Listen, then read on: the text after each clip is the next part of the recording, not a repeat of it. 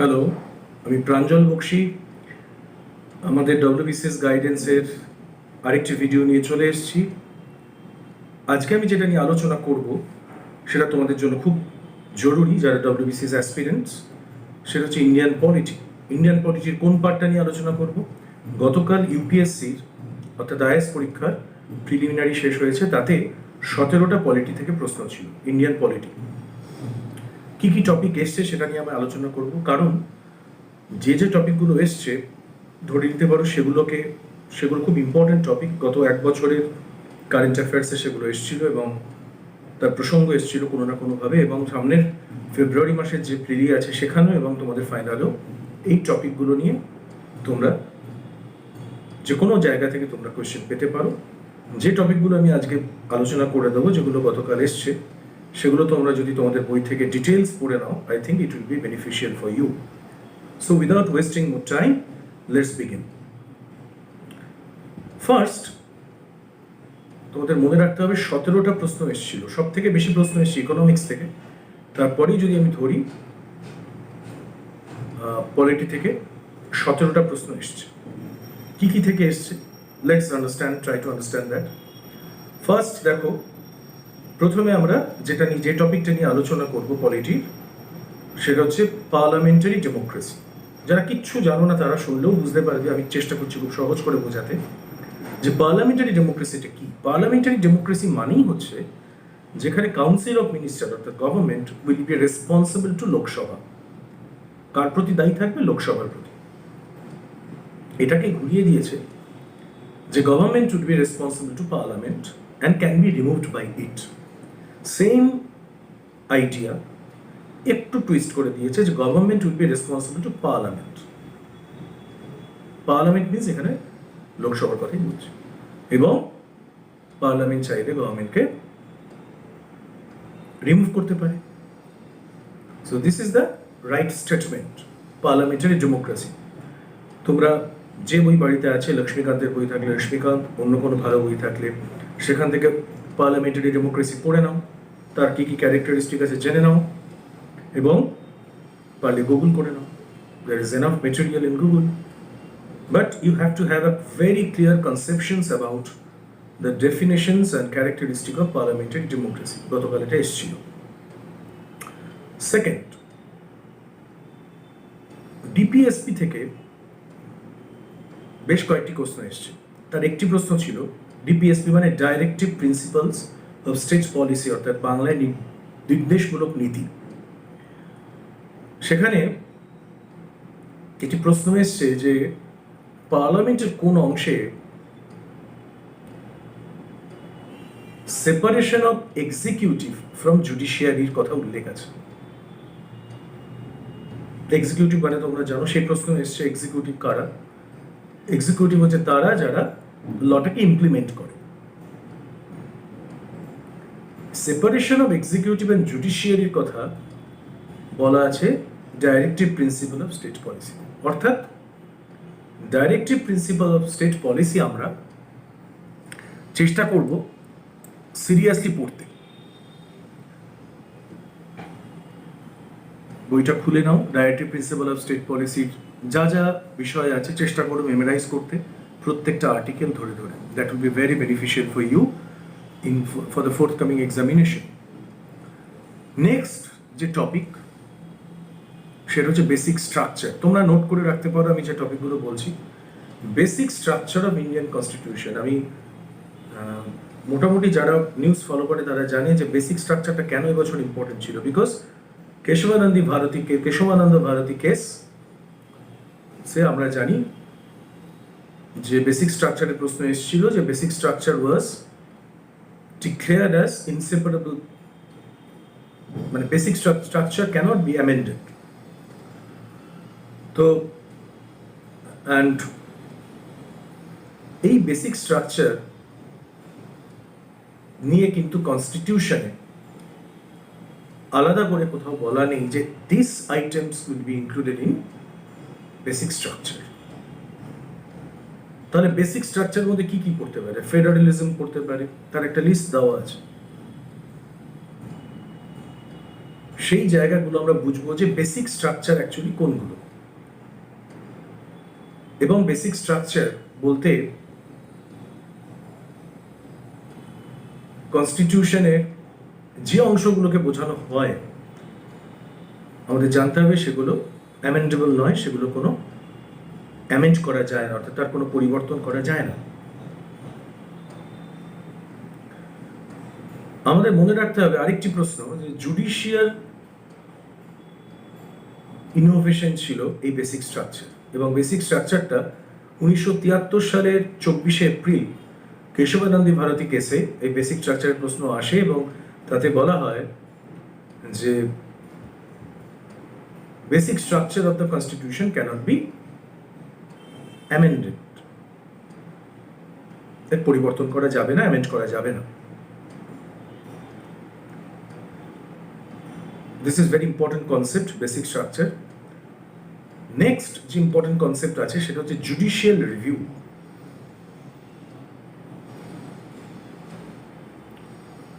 Judicial review অর্থাৎ article 32 থেকে মনে হতে পারে, যেটাতে ফান্ডামেন্টাল রাইট যদি কোনো ইন্ডিভিজুয়ালের নষ্ট হয় সে কোর্টে অ্যাপ্রোচ করতে পারে, কিন্তু জুডিশিয়াল রিভিউ কনস্টিটিউশনের কোথাও আলাদা করে বলা নেই। অর্থাৎ বারবার করে আমাদের মনে রাখতে হবে যে কোনগুলো অত্যন্ত প্রচলিত term, basic structure, judicial review, কিন্তু একটাও ইন্ডিয়ান কনস্টিটিউশনে স্পষ্ট করে বলা নেই। So judicial review, the concept is not provided by Indian constitution. এখান থেকে প্রশ্ন এসছে যে whether Indian constitution had any provision for judicial review. এটা আমাদের খুব ইম্পর্টেন্ট। এরপরে যেটা এসছে, যেটা আসার কথাই ছিল, সেটা হচ্ছে প্রিয়াম্বল। প্রিয়াম্বল খুব important concept. It belongs to the basic structure of Indian constitution. কিন্তু এটা মনে রাখতে হবে, যে জায়গা থেকে প্রশ্ন এসছে সেটা হচ্ছে যে preamble is there for interpretation of law. বিভিন্ন লকে ইন্টারপ্রেট করবার জন্য প্রিয়াম্বলের ব্যবহার। এর কোনো ডাইরেক্ট লিগাল এফেক্ট নেই, অন্যান্য প্রভিশনের সাথে সম্পর্ক যুক্ত হয়ে এর একটা লিগাল এফেক্ট আছে, বাট ইন্ডিপেন্ডেন্টলি প্রিয়াম্বলের কোনো লিগাল এফেক্ট নেই। এই জায়গা থেকে প্রশ্ন এসছে। মজার কথা হচ্ছে, দেখো আমরা প্রিয়াম্বল কিন্তু সবাই পড়ি, আমরা প্রিয়াম্বল সবাই জানি, কিন্তু আমরা কখনো কখনো এই জায়গাগুলো মিস করে যাই। অর্থাৎ আমাদের যে পড়বো যখন আমরা আমাদের বেসিক বইগুলো থেকে, যেই জায়গাগুলোতে মনে হচ্ছে যে এখান থেকে প্রশ্ন আসবে না, আসতে পারে না, যেগুলো আমরা স্কিপ করে যাই বা সামহাও খেয়াল করি না, মনে রাখার জন্য নজর দেই না, সেই জায়গাগুলোকে একটু ইম্পর্টেন্স দিয়ে মনে রাখতে হবে যে কমপ্লিটলি কোনো জায়গা, কোনো চ্যাপ্টারের কোনো জায়গা বাদ দেওয়া যাবে না। That is my suggestion. DPSP আবার আসছি, directive principal of state policy. সেখানে what is the purpose of directive principal of state policy, why was it at all included in the constitutions. Article 37-এ যেখান থেকে আমরা বলতে পারি যে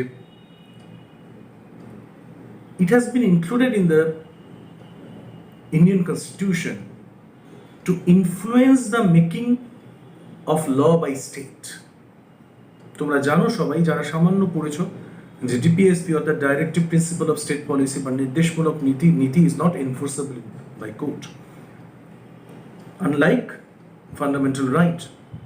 ফান্ডামেন্টাল রাইট কিন্তু যে কোনো ফান্ডামেন্টাল রাইট যদি বিঘ্নিত হয় তাহলে আর্টিকেল 32 অনুসারে আমরা কোর্টে অ্যাপ্রোচ করতে পারি, যে কোনো ইন্ডিভিজুয়াল বা যে কোনো institution, but that is not applicable to directive principle of state policy. তাহলে এটা রাখা হয়েছে কেন কনস্টিটিউশনে? সেটা হচ্ছে যখন ল মেকিং হবে, স্টেট লেজিসলেচার ল তৈরি করবে, তখন এই ডিপিএসপিকে মাথায় রেখে করতে হবে। তো it should not violate the principle that is enshrined under directive principle of state policy. এখান থেকে প্রশ্ন এসছে। So this is very important. তোমরা directive principle of state policy total যা যা প্রভিশনস আছে মুখস্থ করে ফেলো, ইনক্লুডিং আর্টিকেলস।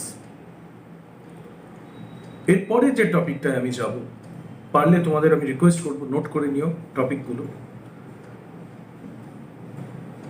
এরপরে যে টপিকে আমি যাব সেটা হচ্ছে representation of people act, that is 1951। যে কোনো অ্যাভারেজ লোকের মনে হতে পারে যে কোনো মানুষ যদি অ্যাকিউজড হয় এবং শেষ পর্যন্ত তাকে তার গিল্টটা কোর্ট প্রুফ করে, তাহলে তাকে জেলে যেতে হবে। ধরো কোনো মানুষ, কোনো ব্যক্তি 5 বছর তার ইমপ্রিজনমেন্ট হয়েছে, সে জেল খেটেছে, 5 বছর পর সে বেরিয়ে এসছে, সে কি আর ইলেকশনে দাঁড়াতে পারবে? আমাদের অ্যাভারেজ কনসেপশন বলবে, কমন সেন্স বলবে না যে দোষী সাব্যস্ত একবার হয়েছে সে নিশ্চয়ই আর ইলেকশনে দাঁড়াতে পারবে না এমএলএ, এমপি বা মন্ত্রী হওয়ার জন্য।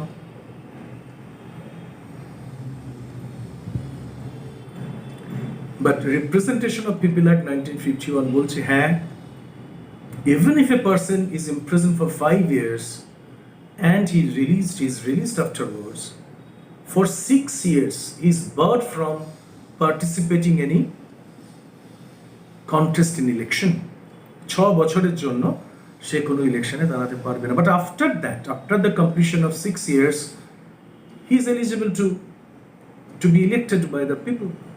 6 বছরের পর, অর্থাৎ তার জেল টার্ম শেষ হওয়ার 6 বছর পর্যন্ত একটা পিরিয়ড রয়েছে, সে কোথাও দাঁড়াতে পারবে না। কারণ after the completion of 6 years he can again participate in electoral process, election process.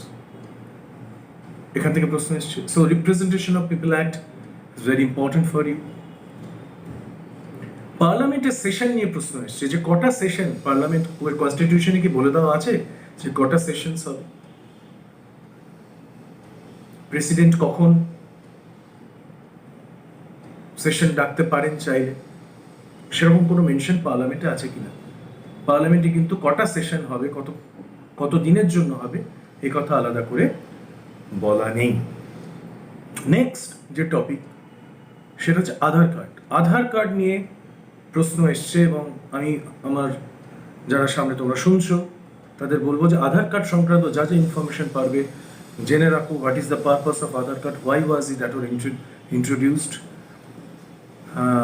কোথায় কোথায় কাজে লাগে। নাও এখানে যেটা এসছে, কনসলিডেটেড ফান্ড থেকে যদি টাকা উইথড্র করতে হয় সেক্ষেত্রে আধার কার্ডের প্রয়োজন আছে। সেই জন্য Aadhaar card is money bill under article 110। So this is a money bill. Aadhaar card থেকে প্রশ্ন এসছে, আমরা আধার কার্ড থেকে প্রশ্ন যেহেতু এসছে আমাদের উচিত হবে আধার কার্ড থেকে আলোচনা করা, আধার কার্ড নিয়ে আলোচনা করা।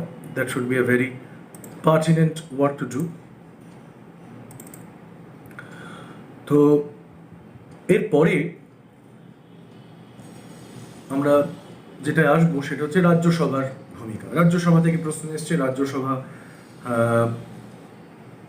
কি কি ভূমিকা আছে এবং কি কি কাজ আছে এবং কোন কোন জায়গায় তার লোকসভা থেকে ডিফারেন্স। কিছু স্টেটমেন্ট তুলে দেওয়া হয়েছিল, সেখানে আইডেন্টিফাই করতে হয়েছে which is false, which is correct. So Rajya Sabha is a very important topic, Lok Sabha তো সবসময় ইম্পর্টেন্ট। এরপরে যেটা এসেছিল সেটা হচ্ছে এমপি ল্যাড।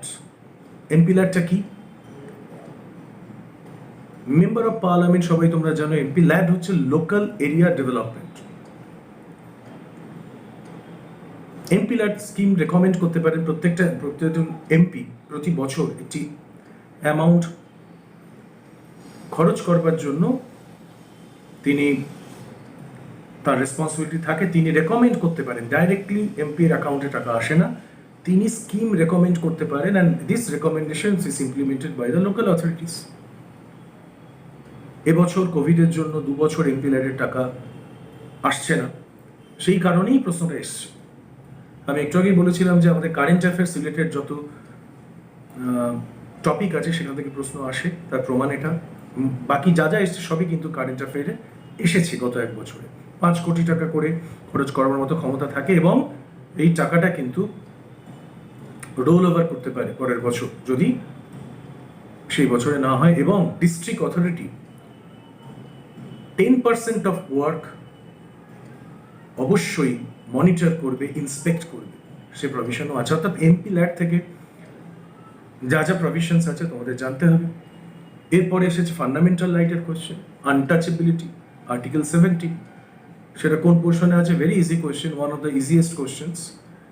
অবশ্যই সাম্যের অধিকার অর্থাৎ রাইট টু ইকুয়ালিটিতে আছে।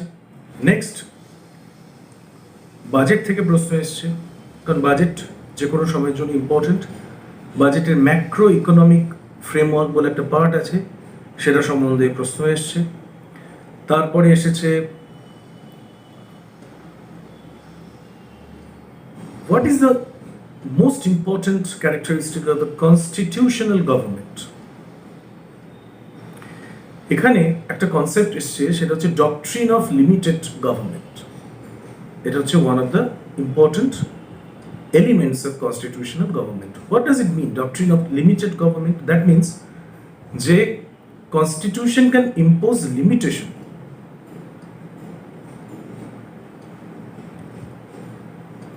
অন লেজিসলেচার, অর্থাৎ কনস্টিটিউশন আনলিমিটেড পাওয়ার দিয়ে দেয়নি গভর্নমেন্টকে ল ফ্রেম করবার। Government must act within a limited sphere which is demarcated by the constitutional provision. That is called doctrine of limited government. Now these terms, which is not very common, প্রতিদিন আসে না, parliamentary form of government, constitutional government, বই থেকে খুব seriously তার প্রত্যেকটা element জানতে হবে। যতক্ষণ না তোমরা, আমি প্রথমেই বলেছিলাম যে স্ট্র্যাটেজিতে আছে কোয়েশ্চেন পেপার স্টাডি করা। This is actually what I'm doing right now is studying the question paper so that we can form a clear idea about the topics that are going to be asked in the forthcoming examinations. এছাড়াও যে topic নিয়ে তা না, অজস্র concept আছে যেগুলো নিয়ে পরবর্তীকালে আমি বিভিন্ন ইকোনমিক্স নিয়ে আলোচনা করব, ইন্টারন্যাশনাল রিলেশন নিয়ে করব। নেক্সট যে টপিক এবং লাস্ট টপিক যেটা আমি বলবো, ফ্রি লিগাল সার্ভিস কারা পেতে পারে। অফকোর্স যারা এজেড পার্সন তাদের ফ্রি লিগাল সার্ভিস দেওয়া হয়। This is definitely a current affair part. নিশ্চয়ই গত এক বছরে কোথাও না কোথাও ফ্রি লিগাল সার্ভিসের কথা এসছে। So that is all about the Indian polity that appeared in yesterday's IAS question paper, preliminary question paper. তো আমি যে টপিকগুলো নিয়ে আলোচনা করলাম, preamble, budget, DPSP, basic structure, এমপিল্যাট, সেগুলো রিলেটেড আগে যা যা কনস্টিটিউশন প্রভিশনস আছে সেগুলো সম্বন্ধে জেনে নাও, এটা আমার সাজেশনস। এবং প্রত্যেকে মাথায় রেখো যে সিলেবাসটা শেষ করে যেতে হবে পরীক্ষায়। পলিটি রয়েছে, হিস্ট্রি রয়েছে, ন্যাশনাল মুভমেন্ট রয়েছে, জিওগ্রাফি রয়েছে with special emphasis on West Bengal, reasoning রয়েছে, ইংলিশ তো আছেই। অ্যাট দ্য সেম টাইম আমাদের মাথায় রাখতে হবে যে টাইমটাও কিন্তু আমাদের লিমিটেড। এক্সামিনেশনের কি কি ভুল করতে পারি, কি কি ঠিক করতে পারি, কোন কিভাবে এক্সামিনেশন হলে আমরা বিহেভ করবো, what should be our approach to the answering question papers, এই নিয়ে আমি আলাদা একটা ভিডিও পরে করব। পরীক্ষার আগে, পরীক্ষা দেরি আছে WBCS এর জন্যই যেহেতু এই গাইডেন্সটা, আমি IAS এর কোয়েশ্চেন পেপারটা নিয়ে কিছুটা আলোচনা করলাম। তার একটাই কারণ, যাতে তোমরা বুঝতে পারো যে কোন কোন জায়গা থেকে প্রশ্ন আসতে পারে, কিভাবে প্রশ্ন ক্রমশ দিনে দিনে টাফ হচ্ছে। শুধুমাত্র কিছু বেসিক ক্যারেক্টারিস্টিক, বেসিক কোয়েশ্চেন্স গত 10 বছরে যা এসছে করে গেলাম আর এই পরীক্ষায় চান্স পেয়ে গেলাম, এরকম সহজভাবে কিন্তু আর চান্স পাওয়া যাবে না। এবছর কোয়েশ্চেন পেপার 2017, 18, 19 থেকে এক্সপার্টরা যারা আছেন তারা বলছেন টাফার হয়েছে। তো সেক্ষেত্রে তুমিও আশা করতে পারো যে ওয়েস্ট বেঙ্গল সিভিল সার্ভিস ফেব্রুয়ারি মাসে যার প্রিলিমিনারি পরীক্ষা আছে সেটাও কিন্তু খুব সহজ হবে না। ভয় পাওয়ার কিছু নেই। যদি সত্যি খুব মন দিয়ে পড়ো, যেটুকু পড়ছো, যদি 200-তে 160 করতে চাও, অর্থাৎ 80% যদি করে আসতে পারো, তাহলে কিন্তু নিশ্চিন্তে তুমি রাতে ঘুমোতে পারবে যে আমি ফাইনালে বসতে পারছি। আমি যদি 160 টার্গেট করে এগোই, আমি কি 160 পাবো না। 10-12টা এমনকি 15টা ভুলও আমার হতে পারে, তাতেও কিন্তু আমার 3:1 হিসাবে যদি আমি ধরি, তাতেও কিন্তু আমার 140-এর 45-এর কাছাকাছি থেকে যাচ্ছে। তো সেক্ষেত্রে আমার নামটা প্রিলিমিনারিতে কোয়ালিফাইড ক্যান্ডিডেটের মধ্যে থাকবে। So I would request you to do your best. And আমি যেভাবে এখানে বলছি তার বাইরেও প্রচুর ভিডিওস আছে, প্রচুর মানুষ প্রচুর আলোচনা করছেন সারা ইউটিউব জুড়ে। কিন্তু বেশি কনফিউজড হয়ে যেও না, 2-3টে করে সাবজেক্ট পার ডে ধরো এবং টপিক ওয়াইজ পড়ো। কিছু টপিক আলোচনা করে দিলাম আজকে, যাতে তোমরা বুঝতে পারো যে গত 1 বছরে কোন কোন জায়গা থেকে ইউপিএসসি চেয়েছে কোয়েশ্চেন সেট করা হোক। তো তার একটা রিফ্লেকশন ওয়েস্ট বেঙ্গল সিভিল সার্ভিসে থাকতেই পারে, সেই জন্য আজকের এই আলোচনা। তোমাদের যদি কিছুমাত্র উপকার হয় আমি খুশি হব। আর এই চ্যানেলটাকে যাতে বাঁচিয়ে রাখা যায় তার জন্য একটুখানি সাবস্ক্রাইব করো, শেয়ার করো। কোনো প্রশ্ন থাকলে আমাকে পাঠাও, আমি ডেফিনেটলি চেষ্টা করব সেই বিষয়ে উত্তর দিতে বা সেই বিষয়ে ভিডিও বানাতে। আমি পরপর এখন বিভিন্ন ইনফরমেটিভ ভিডিও বানাবো, যেগুলো তোমাদের কোনো না কোনো কাজে লাগবে। ইকোনমিক্সের ওপর, জিওগ্রাফির ওপর, হিস্ট্রির ওপর, ন্যাশনাল মুভমেন্টের ওপর আমি ছোট ছোট ভিডিও করব, যেগুলো তোমাদের টপিক ওয়াইজ কাজে লাগবে। কিন্তু পড়তে তোমাকে হবে, মনে রাখো, কোনো ক্লাস, কোনো টিচার, কোনো গাইড তোমার কাজটা করে দিতে পারবে না। It is your duty to study hard, to understand the concept, to get it clarified from your teachers and guide. But পরীক্ষার হলে তোমাকে বসতে হবে, চাকরিটা তোমাকে পেতে হবে। সেই জন্য আলটিমেট রেসপন্সিবিলিটি তোমাকেই নিতে হবে। Thank you.